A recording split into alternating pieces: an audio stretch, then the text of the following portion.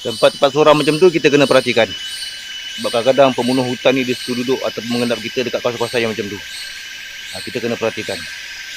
Jangan lalai. Ini hutan. Kalau sesat dalam hutan esok, buat macam ni. Ingat ya, jangan pernah lalai dalam hutan. Kalau nak hidup, nak selamat dalam hutan ni. Kalau tidak, kita jadi makanan haiwan buas dalam hutan.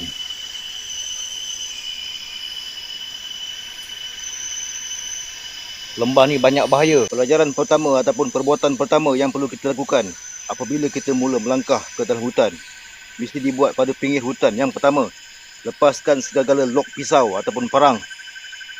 Ini lok. Ini pun lok. Lepaskan. Jangan amalkan masuk hutan dengan keadaan pisau ataupun parang di lok. Tujuannya, apabila berlakunya apa-apa ancaman dalam hutan, diserang haiwan buas ataupun sebagainya, kita bertemu dengan ular berbisa, kita sempat untuk bertindak. Jadi amalkan bila mana masuk ke dalam hutan, parang ataupun pisau tidak di-lock.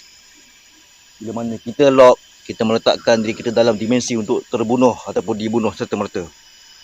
Seperti mana yang pernah aku cakapkan satu masa dahulu, hutan penuh dengan psikologi. Apa yang kita rasakan negatif adalah positif. Apa yang kita rasakan positif, itu adalah negatif. Jadi berwaspada dengan tindakan kita sendiri, yang mana boleh membuatkan kita terbunuh sebila masa dalam hutan.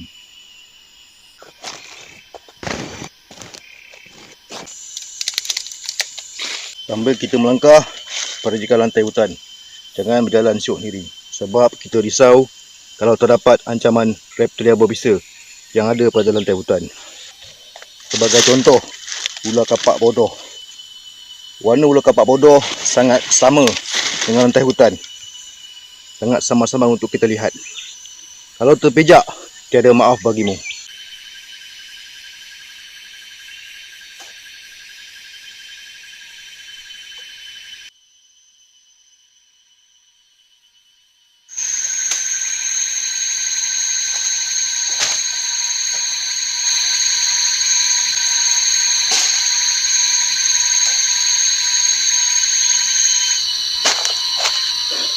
Penat. Dalam panduan orang hutan ni, kita bukan sekadar gunakan kompas. Kompas ni dah tentulah peralatan yang kita perlu bawa pada luar dalam kita punya BM hitam survival kit. Tapi dalam masa sama, penat tau. Aku nak kongsikan kepada korang. Dalam hutan ada dua jenis pandu arah. Pertama, pandu arah kompas. Kedua, pandu arah alam. Pepatah Melayu ada sebut, bagaikan au dengan tebing. Apa tu au dengan tebing? Au tu pokok buluh, tebing tu adalah sungai, merujuk kepada sungai. Jadi dalam pandu arah alam, selain kompas, kita boleh gunakan pokok-pokok hutan. Sebagai contoh, pokok buluh. Bila mana kita bergerak turun satu kawasan ataupun kita lalu satu kawasan, kemudian kita jumpa pokok buluh, itu tandanya kita dah semakin hampir dengan kawasan yang ada sumber-sumber air macam sungai. Sebab itulah wujudnya pepatah Melayu menyebut bagaikan au dengan tebing. Tak percaya, lepas ni kita akan tengok. Dekat kawasan-kawasan sekitar ni mesti ada sumber-sumber air, pada anak sungai ataupun sungai besar. Cuma buat masa ni aku rehat dulu kat sini sebab penat. Main hutan ni adalah off-road, memang penat. Dia psikologi dia kacau, mental dia kacau, fizikal kita pun dia kacau. Dalam masa aku berehat ni, aku tetap juga akan tengok-tengok sekeliling. Sebab ini hutan. Kita takut jugalah kalau ada apa-apa ancaman. Sebab bila mana kita bermain hutan cara solo, kitalah segala-galanya.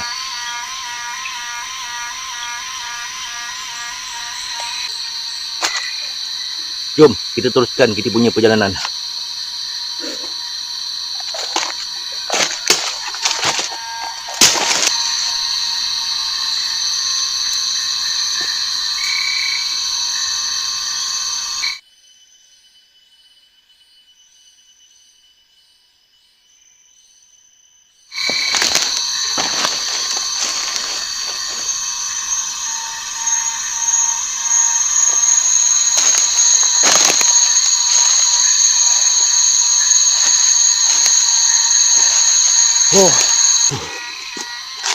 Nampak tak?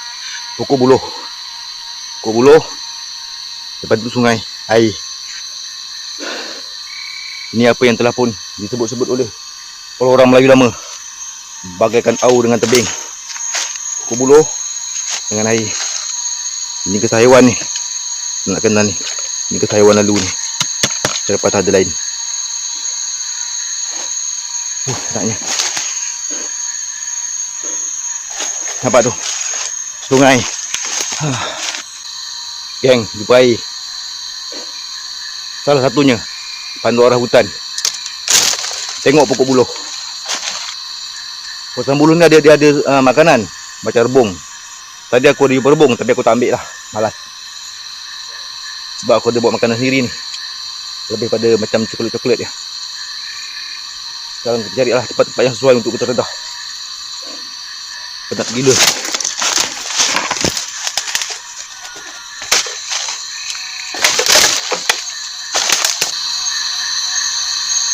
Ingat tak dulu aku nak cakap apa? Dalam hutan, air sungai agak-agak jernih pada luar. Lepas tu aku minum air sungai hutan ni aku tak geli. Dia bersih. Jernih kan? Nampak rasa dia. Macam ni kita nak redah pun kita tak takut. Sebab kita nampak apa-apa yang nak datang. Air sungai ni nampak tak dalam. Jadi agak selamatlah untuk kita redah. Tapi kat sini aku nak kongsikan dengan korang. Sebelum kita redah sungai, benda pertama yang kita kena perhatikan adalah tebing dulu. Tebing sebelah sana. Sebab ini berdasarkan pengalaman aku dulu. Jangan nampak sungai terus kita redah. Bahaya. Sebab kita tak tahu apa dekat seberang tebing sana tu. Dulu masa aku dalam hutan, pernah sekali masa tu duduk temenung kat tepi sungai. Nasib aku baik masa tu. Duduk temenung isi rokok. Lama sikit nampak apa? Ular terung sela. Dia turun masuk dalam air. Tapi ular tu dia tak perasan ke aku. Kemudian aku berdiri, dia perasan ke aku, dia patah balik, dia berenang tu memang laju lah. Andai kata masa tu kalau aku terjun dalam sungai, aku berenang, bertemu dengan dia, memang tak ada selamat lah. Memang tak ada harapan. Pasal apa, laju lagi dia berenang. Jadi kita kena rehat-rehat dulu. Bagi hilang penat habis, kita redah sungai. Pastikan keselamatan kita ni terjaga. Sebelah tebing sana, kita tunggu dulu. Takut ada apa-apa ancaman, itu yang paling bahaya. Kita tak nak berdepan sebarang dengan reptilia berbisa. Dapat Mantap. Sekejap lagi aku akan redah sungai ni. Beg yang hitam. Okey, master. Masa rehat pun dah habis. Jom kita redah sungai. Tapi sebelum kita redah sungai, tadi pada awal video aku dah sebut lok lepaskan. Tapi bila mana kita nak redah sungai, lok kita pasang balik. Bukan apa, takut kadang parang kita atau pisau kita hilang dalam sungai. Kadang dah satu masalah pula kita nak mencari. Nanti lepas pada sungai, kita lepas balik lok. Tapi ini dia. Ni yang aku nak tunjuk dekat korang ni. Dalam beg aku ni ada pelampung. Ini dia. Ingat kali tak? Ini dia. Jadi aku akan tiup, dia kembung, terapung, kita redah sungai. Dia akan jadi satu safety first kita. Alat keselamatan dalam pelajaran survival hutan. Aku bercakap tak mata kena meliar tengok sekeliling. Sebab ini masih lagi dalam hutan.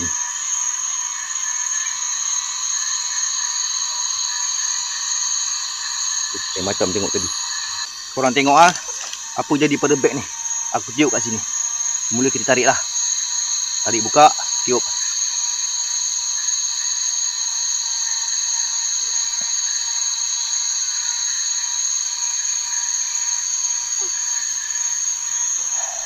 Kan dah kembung dah. Jadi bila mana dah kembung, dia akan jadi kita punya safety first. Alat keselamatan kita untuk kita redah sungai. Cara nak pakai pula, jangan pakai kat belakang. Bila mana kita pakai kat belakang, nanti kita akan tenggelam juga nanti. Pakai kat depan. Pakai macam ni kat depan. Sebab dia akan bertindak pelampung yang akan cover badan kita pada tenggelam. Jadi pakai kat depan. Jom. Satu lagi. Sebagai persiapan. Ini pisau. Okey, untuk pisau ni sebab kita redah sungai, kita tak tahu apa dia ancaman. Jadi pisau mesti ada dekat tangan. Untuk elak daripada terlepas, ikat ini tali. Caranya mudah. Pisau ni ada lubang. Masuk dekat lubang macam ni. Nampak kan? Okey, masuk dekat lubang macam ni. Tarik. Ini cara aku Kalau korang ada cara sendiri, pakai cara sendiri. Ikat macam ni. Bukan apa, untuk elak pisau ni daripada terlepas waktu kita berdedah sungai yang pertama. Kedua pula, kalau ada apa-apa ancaman, kita boleh melawan dengan keadaan senjata dekat tangan. Nampak tak? Nampak kan? Sekejap ikat pergi kemas dulu. Okey, nampak tak? Apa pun jadi, pisau takkan terlepas. Kan? Nampak? Benda ni penting. Kita main hutan macam ni, nak buat benda-benda bersiko, senjata kena ada dekat tangan. Jangan kita rasa kita Rambo, dedah sungai tanpa senjata kat tangan. Itu kerja gila nama dia. Nanti makan tak habis. Penat ke tak penat? Okey, settle. Pisau kat tangan. Apa pun jadi, okey. Macam ni kadang kita boleh berenang. Apa pun jadi, apa-apa ada datang ancaman, genggam, lawan terus. Cap. Badan muka dia mati. Jom kita redah sekarang.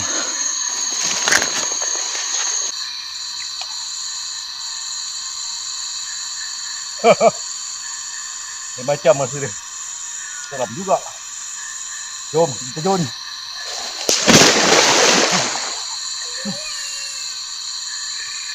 Nampak tak?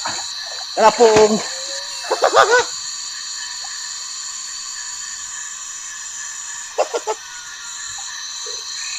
Terapung.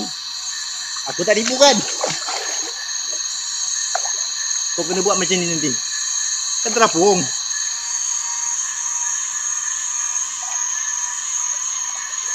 Okey, aku tunjuk lagi dekat. Terapung beg ni lah. Betul aku cakap, letak water bag macam ni dalam beg korang. InsyaAllah selamat punya. Kau jangan takut. Jak rimba tak ajar ilmu sesat. Jom. Nampak tak? Best gila. Dengan terapung atas air. Tapi mata tak dekat pandang sekeliling lah.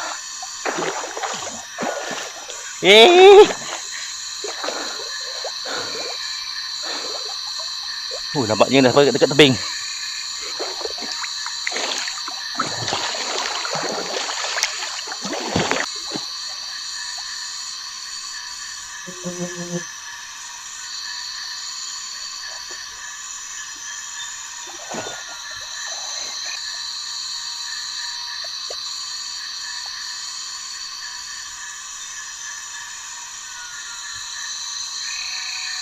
Ini tadi yang kuredah. Nampak menggerunkan. Tengok pada darat, sungai ni macam tak dalam. Tapi bila terjun, dalam oh. Dalam. Tengah-tengah tu lagi dalam. Sebablah aku tak tunjuk hero. Buat style Rambo kan. Terjun berenang. Dia fikir nak pakai apa? Aku punya safety bag ni. Survival bag aku ni. Sebab dekat tengah tu memang dalam. Nampak tadi dalam pada atas tebing. Kacang ni tak dalam. Bila terjun, woi mak dia dalam. Okeylah geng, jom. Kita sambung balik kita punya perjalanan. Kita cari pula tempat yang agak sesuai untuk kita bermalam. Penat oh. Jom.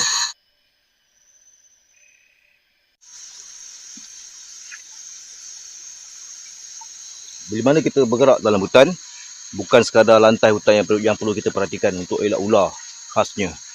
Tapi bana-bana pun kita kena perhatikan. Sebab ada masa haiwan-haiwan liar hutan pun akan berehat dekat celah-celah bana pokok pasal hutan ni. Kalau kita jalan syok sendiri, setiap bulan, dia sebelah kita je.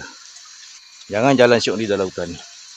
Sambil kita berjalan, lantai, lihat, langkah, isi slow-slow. Perlahan, mata pergi dulu, baru kaki melangkah. Sambil tu, perhatikan sekeliling. Sebab ini hutan.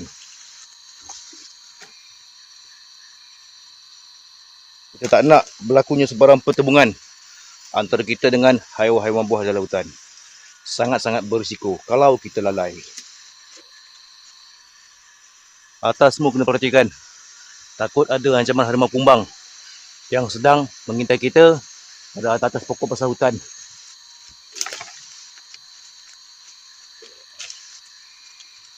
Nampak tak hutan? Gerak sikit sangkut sana, sangkut sini. Sebab itulah dalam hutan ni, kalau kita bertemu dengan haiwan walia dalam hutan, untuk lari bukan senang. Tak nak kita kena melawan. Melawan gunakan akal. Sebab kekuatan kita manusia pada akal, bukan pada tenaga. Kekuatan haiwan hutan pada tenaga. Kita pakai akal. Sediakan senjata yang selayak-layaknya untuk kita menghadapi sebarang ancaman predator ataupun pembunuh senyap hutan.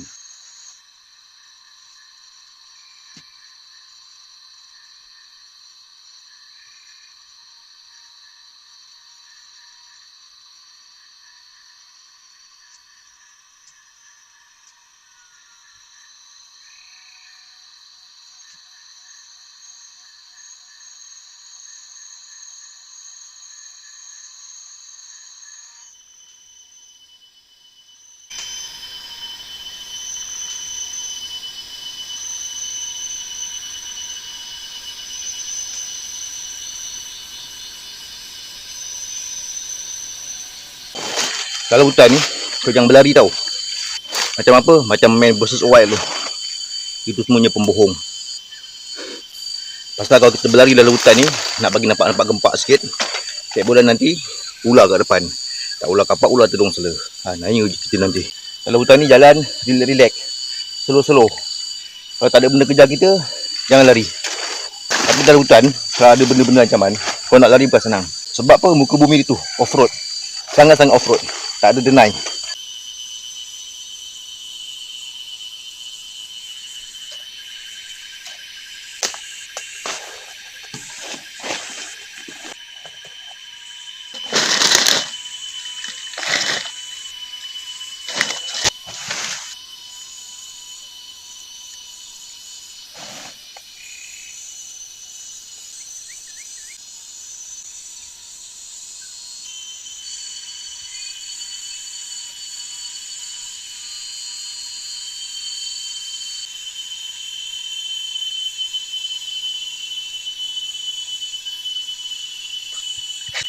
Okey geng, kalau waktu kita berehat sekalipun, penat sekalipun, kecamatan yang abaikan. Kalau dulu aku pernah cakap pada korang, masuk hutan bawa pepper spray. Pasal pepper spray ni ibarat kita punya senjata yang utama. Sambil kita berehat, standby kat tangan. Parang pun sama. Ada apa-apa ancaman, kita standby, sambung je muka dia. Ini tolak je gini, terus spray. Kalau hutan ni kita kena packer. Sebab sekarang aku dah berada semula dekat kawasan lembah. Ini adalah lembah yang kedua aku dah redah dalam hutan ni. Agak penat perjalanan ni sebab off-road. Sunyi pun sunyi dekat kawasan lembah ni. Tapi ingat, lembah ni berbahaya. Yang mana lembah adalah nadi kehidupan dalam hutan. Semua haiwan akan tertumpu kat sini. Predator ataupun bukan predator. Kita yang kena berjaga-jaga. Sebab kita masuk kawasan mereka. Kalau kita sesat esok dalam hutan, inilah salah satu langkahnya. Aku tak kata aku pandai, tapi aku kongsikan dengan korang dalam perbuatan. Biar perbuatan bercakap, bukan mulut yang bercakap. Kalau mulut yang bercakap, kita sembah lebat. Tapi kalau perbuatan yang bercakap, kita buktikan dengan fizikal kita sendiri. Dalam masa sama kita beringat, sebab hutan adalah satu tempat yang penuh dengan positif dan negatif. Yang mana negatif akan jadi positif, yang positif akan berubah menjadi negatif dalam hutan. Hutan adalah dimensi yang sangat-sangat terbalik. Kalau kita ambil negatif, kita akan dapat positif. Kalau kita ambil positif, kita akan dapat negatif. Perkara ini selalu aku ulang-ulangkan pada korang semua. Sebab ini adalah pengalaman yang telah aku timba selama aku main hutan dalam channel Jejak Rainbow 1 masa dahulu. Tapi ni ada sumber air, jadi aku nak minum air. Jaga, standby dan berjaga-jaga. Aku dalam hutan ni, hantu aku tak takut. Yang aku takut ni satu je, ancaman haiwan nyata. Sebab mereka ni bersifat membunuh. Kalau tentang hantu dalam hutan, senang je, korek bontot dia. Korek bontot dia, pagi sekali. Kau hajar tak ada adab, itu je ubat dia. Tapi kalau binatang yang buat pasal, kau tak ada nak korek bontot dia, dia dulu gigit bontot kau. Padan bukan kau nanti. Betul, ramai orang dalam hutan ni suka merapu. Hantu sana, hantu sini. Kau jangan fikir pasal hantu dalam hutan. Kau fikir yang nyata dalam hutan ni. Hantu tak membunuh kita pun. Yang membunuh kita ni semuanya yang nyata. Mana ada pernah masuk berita Pontianak cekik orang? Tak pernah pun. Yang masuk berita ni apa dia? Pagi-pagi orang kena ngap dengan harimau belang. Orang kencing tepi jalan kena kokak dengan rimau kumbang. Orang kena apa lagi? Kena kokak dengan beruang, kena patuk ular. Itu semua berita yang kita dengar dalam berita. Tak ada lagi lah kes pocong gigit orang, pocong pitik hidung orang. Tak ada. Kau mana mandai. Masuk hutan ni, jangan kita pengaruh orang ke arah benda-benda macam tu. Cerita tentang hukum fizik hutan, psikologi hutan. Itu yang betul. Yang patut masyarakat tahu kat luar sana. Bukan kita masuk hutan, yang bawa itu nanti hantu datang. Yang bawa telur nanti hantu datang. Apa benda kau merapu ni? Kau isap ganja dalam hutan ni Buat malu je kau ni. Orang lain isap ganja senyum-senyum. Kau isap ganja jadi merapu. Baik kau isap gam. Tapi lillahi ta'ala lah. Aku tak isap benda macam tu. Main dalam hutan ni, kau jangan isap benda yang bukan-bukan. Pasal kau dah berada dalam satu tempat yang mana kau boleh dibunuh semerta. Kau isap benda-benda macam tu, kau jadi khayal. Khayal, kau dah tak alert dengan keadaan sekeliling. Itulah dia pintu kematian yang bakal datang pada kau. Penat oh. Dalam masa penat ni aku ambil juga masa untuk bercakap. Benda betul aku akan sampaikan. Jangan pengaruh orang ke arah hantu-hantu dalam hutan. Tak penting semua tu. Kita ceritalah pada masyarakat. Dalam hutan apa patut orang takut. Waktu senja apa ancaman. Waktu pagi apa ancaman. Waktu siang apa dia ancaman. Waktu malam apa patut beri fokus pada sekeliling. Itu betul-betul hutan. Sebab kau mesti faham apa itu rimba. Adakah kau tahu apa itu rimba? Kalau tak tahu, jangan buat tahu. Nak tahu, masuk hutan macam aku ni. Berjalan solo dalam hutan, insya-Allah kau dapat ilmu dan pengalaman yang mana kau boleh kongsikan pada ramai orang kat luar sana yang boleh dijadikan pelajaran dan juga sandaran. Penat, jadi aku rehat sekejap. Dalam sama parang ada kat tangan, ni pun sama, paper spray.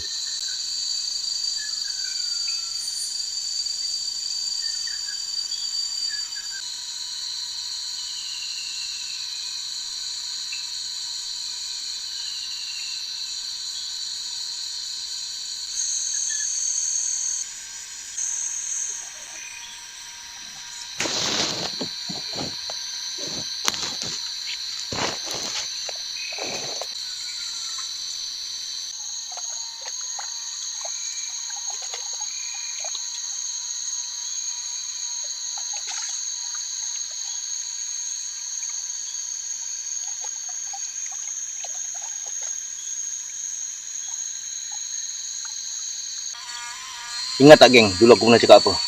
Dalam hutan tebal, air sembunyi bersih-bersih. Kita nak minum pun tak geli dan tak takut. Sebab air yang jauh daripada kawasan-kawasan manusia ni terpelihara daripada sebarang unsur-unsur virus ataupun penyakit. Dan aku biasa minum air dalam hutan macam ni, minum terus, tak perlu nak masak-masak.